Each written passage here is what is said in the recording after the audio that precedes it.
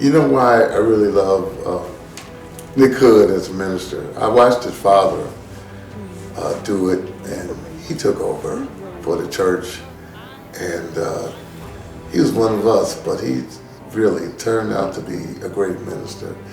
I know it's hard, and that's something that I know that all ministers may not be doing what they're doing because for the right reasons, but I know it's hard. I know he's a beautiful man, and we've been knowing each other for over 50 years. I believe in him. He's inspired me in so many ways to do what I'm doing and try to be the best at it. Make sure you watch Nick Hood's ministries. You'll never be the same.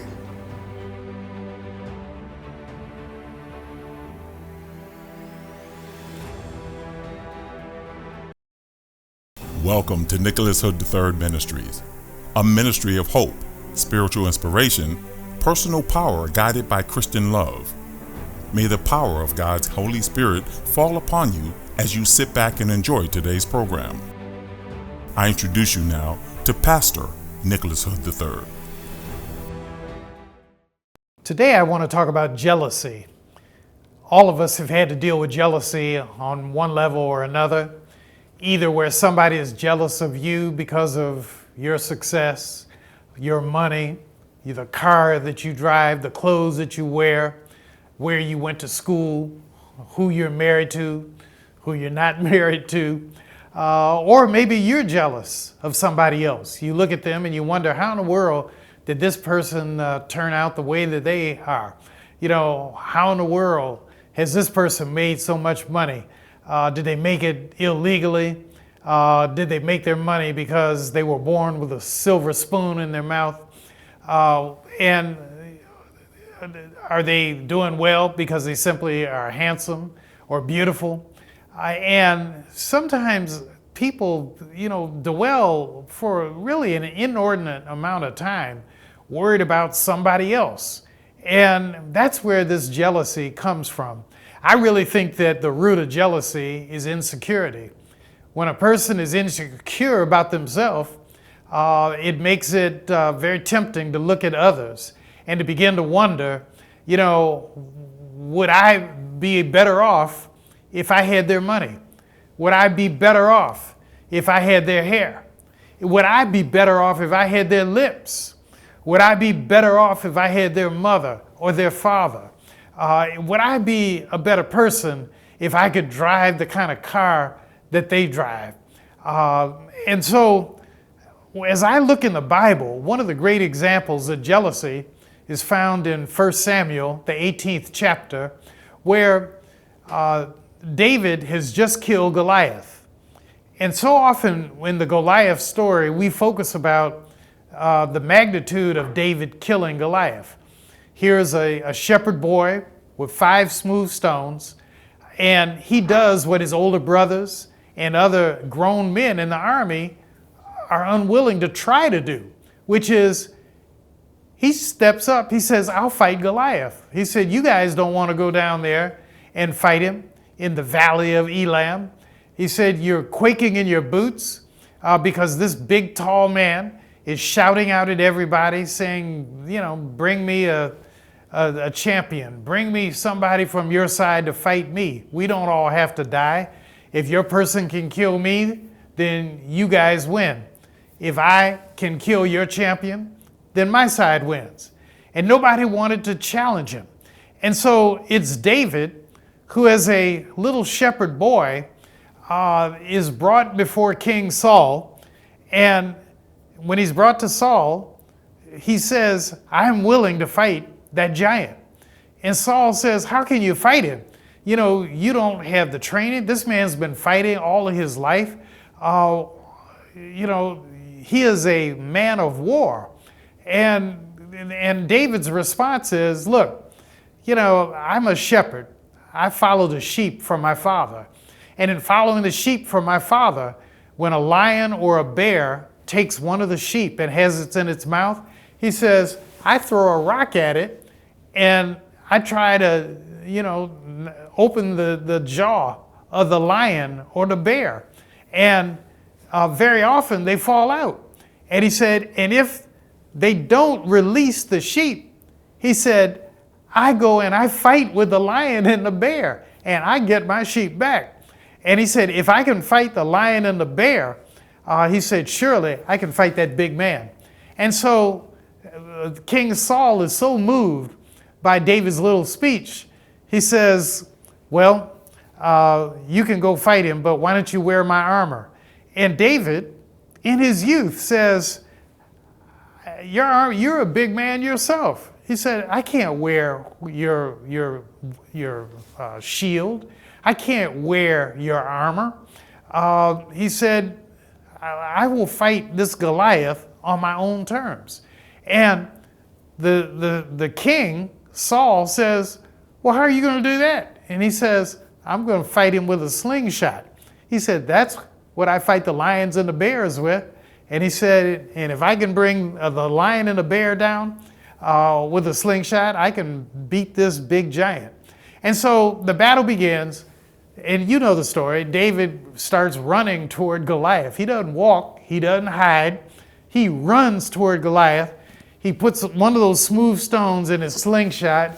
He's running at breakneck speed toward the giant, and he lets the rock go. It hits the giant in the head. He falls out, and David kills him.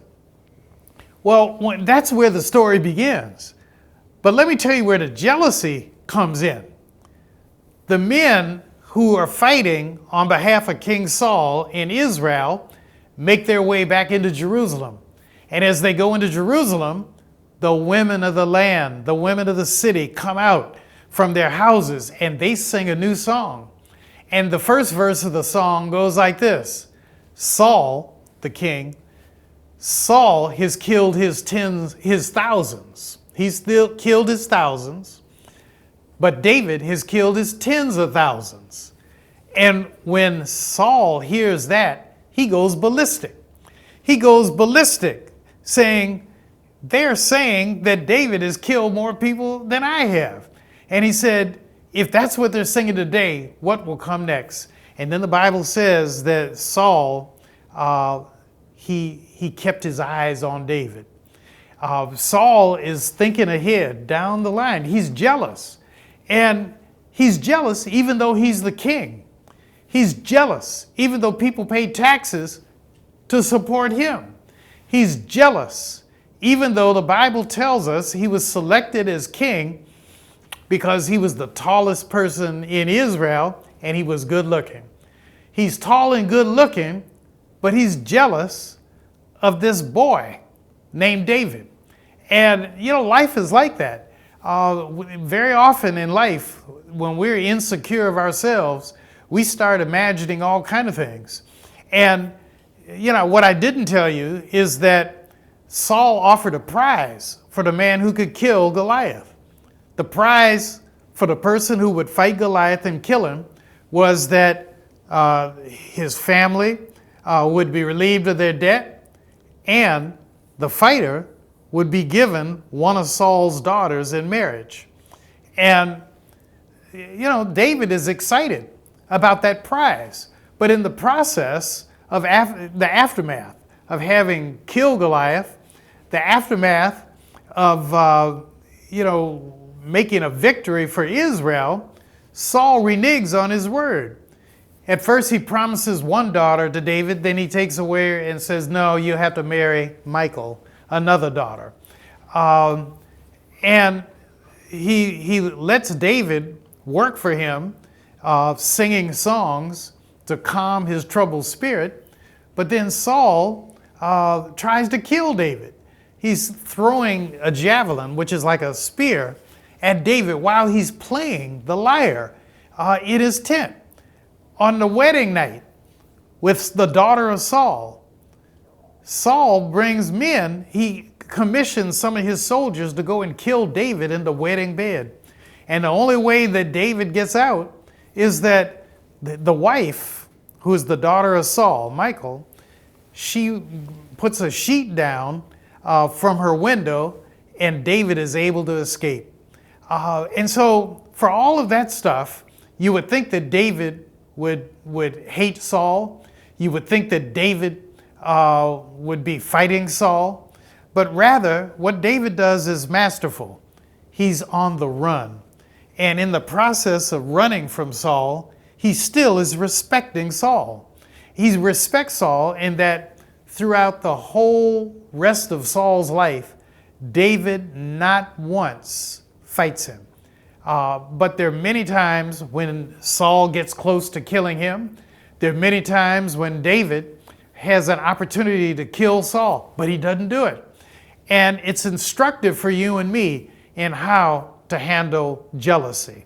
What do we see in David? David is respecting Saul, even though Saul does not respect him. And you may ask yourself, well, how can I respect somebody who's not respectful of me? You know, if somebody is jealous of me, are they saying negative things to my face? The jealous person, are they saying things behind my back?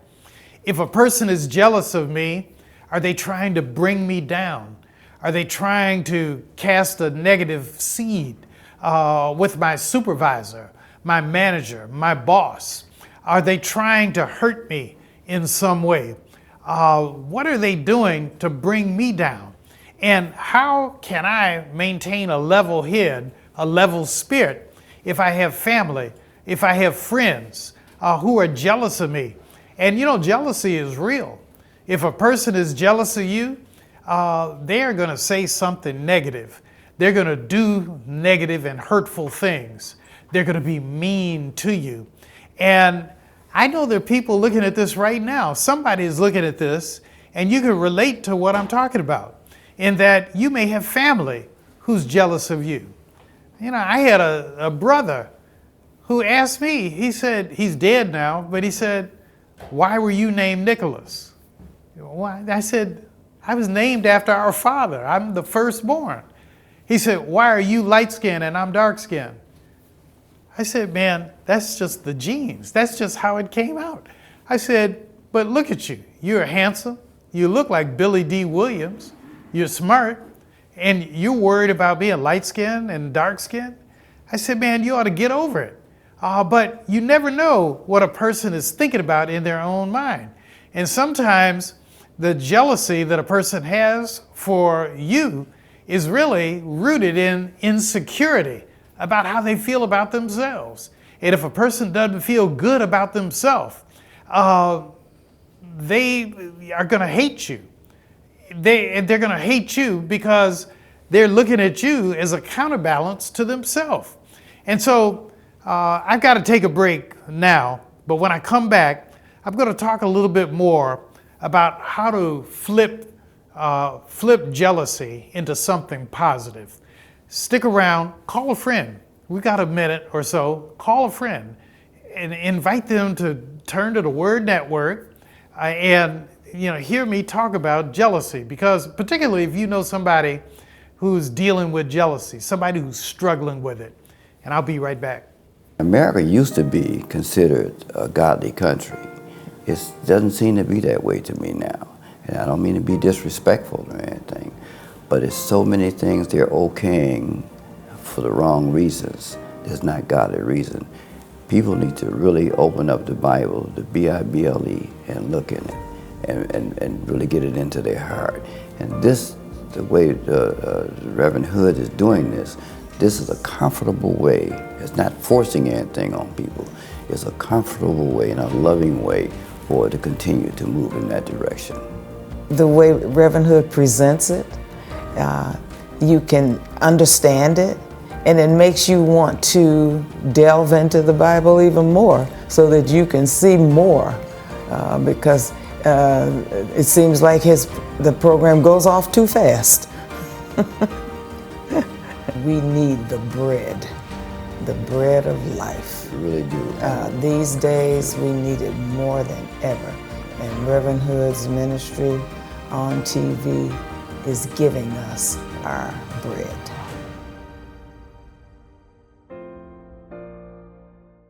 Today I'm talking about jealousy and how to flip jealousy into something positive. How can you transform it? And We started with the story of Saul and David in 1 Samuel chapter 18, where Saul is just plainly jealous of David. And he's jealous because he's heard the women of Jerusalem singing a song that Saul has killed his thousands, but David has killed his tens of thousands. And the women are celebrating.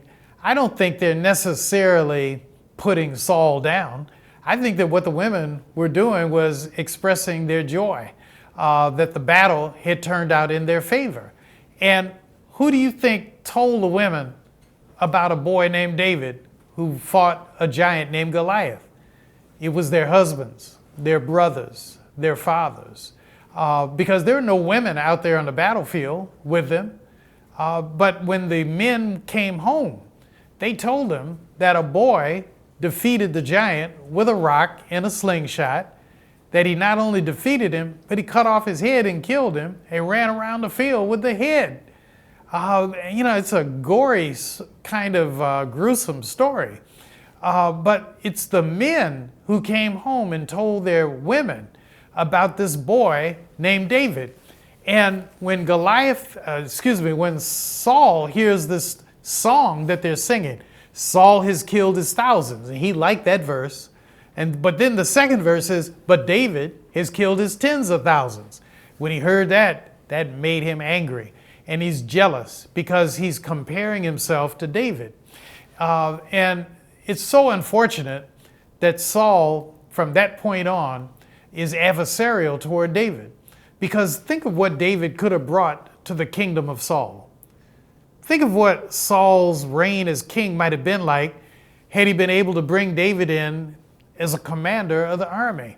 But it never got to that point. And it didn't get to that point because Saul was jealous. I wonder, if, very often in leadership roles, sometimes people who are leaders, even in the army, but outside of the military, leaders in corporate America, leaders in corporations around the world, sometimes are not as productive as they could be because there's somebody else they're trying to block, somebody that they don't want to have an opportunity to advance. They're jealous of them. And as I was saying in the first segment, sometimes we see jealousy even in our own homes. Jealousy among brothers and sisters, jealousy with our neighbor, jealousy with our friends, or jealousy with our classmates. And why are people jealous? Because deep down inside, they're insecure about themselves. And deep down inside, sometimes a person is asking a hard question, saying, what would my life be like if I had what this person has? What would my life be like if I had a better car? What would my life be like if I had a different kind of clothes? What would my life be like if I had the opportunity to go to college? What would my life be like if I could have all the things that this person has? And I think one of the positive ways to deal with jealousy is, number one, to name it. Starting with yourself, to name it. If you don't want to tell it to anybody, look in the mirror and say, I don't like this person because I think that they are unfairly advantaged. I don't like them because of the money they have. I don't like them because of who their parents are. I don't like them because of the way their hair looks, the size of their lips, the kind of shoes they wear. I just don't like them. And I think one of the healthiest things you can do is to name it and then claim it. So to name it and say, I don't want to go through life being jealous. And I'm going to start by admitting that I really don't like this person, not because they're a bad person, but I don't like them because I just don't like them. And maybe deep down inside, I don't like myself. I hate to say that, but some of us don't like ourselves. And poor Saul, even though the Bible describes him as a handsome person, he's good looking and he's tall. He's the tallest person in Israel. And a lot of times people associate height with beauty. And even though he has all of that going for him, Saul is he's jealous of a boy. And it makes you wonder, what kind of self-consciousness did Saul have? But for you and me, if we're to deal in a healthy way with our jealousy, we need to start by 1, acknowledging it, 2, by then asking ourselves, can I accept the excellence in this other person? You know, is it too much for me to say this person is really smart? This person is a really good speaker. This person can run fast. This person can really play basketball. This person is rich because they are really smart and they've figured out how to run a good business. They've figured out how to be entrepreneurial. Is it the worst thing in the world to give a person their credit when credit is due? And to me, had Saul taken that kind of attitude with David, he wouldn't be fighting David. He'd rather be trying to pull David in so that David could help him make more money for Israel. But instead of doing that, Saul focuses more on trying to kill David, trying to hurt David, trying to shut David out. And in the process, the only one who really is hurt is Saul. David survives all of Saul's efforts, and we find out a little later that Saul and his son Jonathan are killed. And they're killed because Saul did not take advantage of all the tools that he had. David was a tool of Saul. He's a subject of Saul. He's a citizen of Saul. But Saul did not get the most out of David. And sometimes in life, we don't get the most out of the people around us because we're too busy being jealous, too busy worrying about them, too busy hating on somebody else. When I think about the civil rights movement, one of the things that people don't talk about a lot is that, you know, we have Dr. King, who is the figurehead of the movement, such a tremendous orator, just an outstanding philosopher and theologian. Dr. King was the whole package. But, you know, when you look at the men, primarily men who were around him, and there were only, 14 or 15 people in the inner circle. You had really smart men who were all in and of themselves were great orators. You have Andrew Young. I think about Ralph Abernathy, the vice president of the SCLC. Reverend Abernathy was a great speaker. Andrew Young is still a great speaker. You had Wyatt T. Walker, tremendous preacher. Otis Moss, Sr., tremendous preacher. Hosea Williams, full of life and energy, robust character. You had Jesse Jackson. Jesse Jackson was a great speaker. He still is a great speaker. It's just, he's got Parkinson's now. But the point that I'm making is part of the genius of Dr. King was that he didn't push these individuals away. He brought them in and he gave them opportunities to shine. You had Dr. King recognize the genius of Jesse Jackson early on, and he let Jesse Jackson run his own operation called Operation Push, and which still exists to this day now with the Rainbow Push Coalition. But that was a way where Dr. King utilized the gifts of Jesse Jackson. He didn't minimalize the gifts of Jesse Jackson, but he utilized them, which gave Jesse Jackson an opportunity to shine. But in the process, it also shined a great light on the civil rights movement. And in life, we could learn a lot from that model, because so often when a person begins to rise the way Dr. King did, with all the acclaim that he received, there are many people who just resolve and they resort to hate.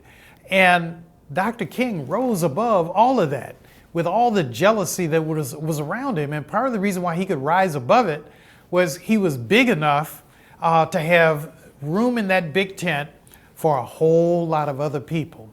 And I don't want to leave you with the thought that there weren't women who were in the movement. There were women too. I just don't know their names as well. But it's a tremendous story of how to tap into so many different skill sets. So we only have a minute or two left today, but I want to encourage you, if you're jealous of somebody, ask yourself, why am I jealous? And then ask yourself, how can I resolve my jealousy? And one way to resolve your jealousy is to resolve not to be jealous, to accept the fact that maybe somebody is a great speaker, maybe a greater dancer than you are. Maybe they're smarter than you in math or smarter than you in science. Maybe they do have more money than you do. Is that something to hate on? Or is that something to maybe rejoice about and say, thank God that somebody's doing well? Let them be a motivation to you. Maybe talk to them. See if you can learn something from them about how you can make more money. But to me, that's a lot more productive than sitting on the sidelines spewing out hate. And I close by reminding you of the story of Saul and David, where Saul is jealous because women are saying David has killed his tens of thousands, when Saul has only killed his thousands. Don't let other people drag you into being hateful towards somebody else. Be big in all that you do. Be magnanimous in how you deal with your family, how you deal with the poor, how you deal with the hungry. Be gracious, be merciful, be kind. And when you see somebody who's shining and doing well, thank God for them. Matter of fact, tell them you admire them for how they're doing. And if you really want to be courageous, see what you can learn from them. But learn from Saul and David. Learn to make the most of the time in the relationships that are around you, starting with your own family. If somebody's jealous, take it away. If you're jealous, take it away. Wash away your insecurity and realize that God put you on earth for a reason. God put you here because God wants you to shine. Let your light so shine. That's what Jesus says. He doesn't say some people's light shine. He says, let your light shine, that all men and women might see your good works and give glory to your Father who is in heaven. Let your light shine this day, my friends. Don't hate, just appreciate. God bless. Look forward to seeing you next week. We hope you've been blessed in a powerful way. Just knowing you took the time to watch today's broadcast is a great encouragement to Pastor Nick Hood. If this broadcast has been a blessing to you, we ask that you mail a tax-free donation to Nicholas Hood Ministries at 4535 Chrysler Drive, Detroit, Michigan, 48201. And the point that I'm making is that in everybody's life, at some point, there's a plan B. God is talking to us every step of the way. God is trying to show you something every step of the way. When things seem to be going wrong, that's God's way of opening another door. I am convinced that